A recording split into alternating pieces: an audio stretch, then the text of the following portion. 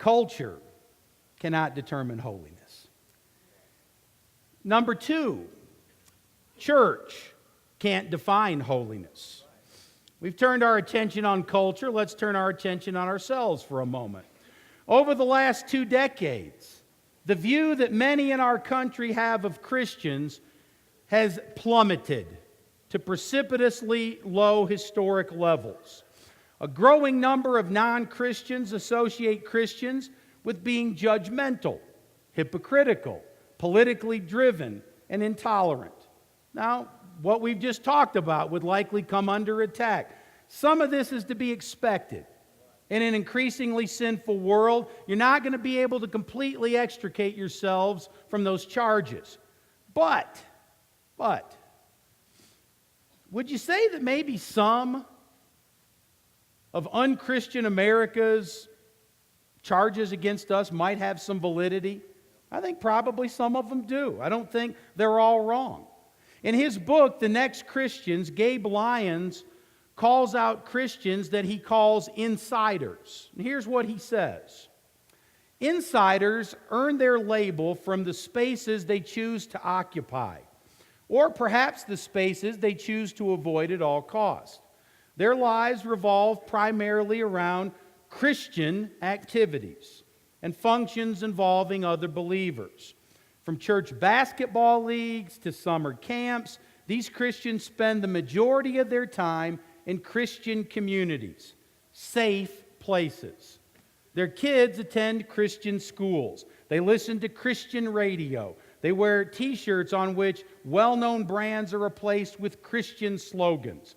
Instead of a Facebook screen print, it says, "Faithbook, what's your status?" You probably know the type.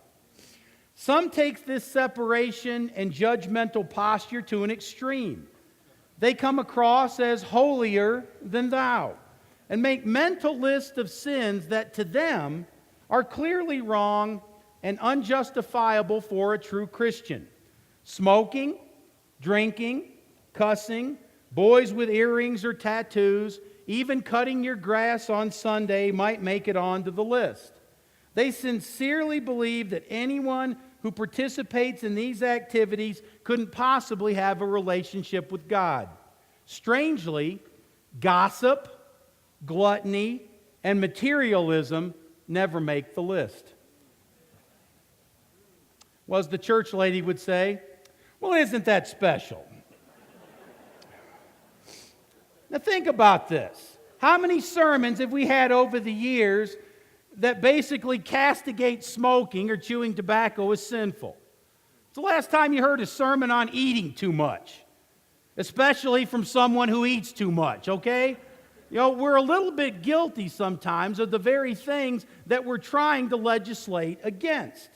How many Christians, for instance, place far more stress on externals like dress or hair or tattoos than matters of the heart?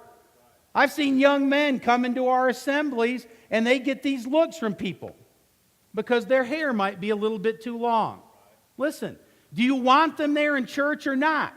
If you don't want them there, keep treating them like that and they won't come back.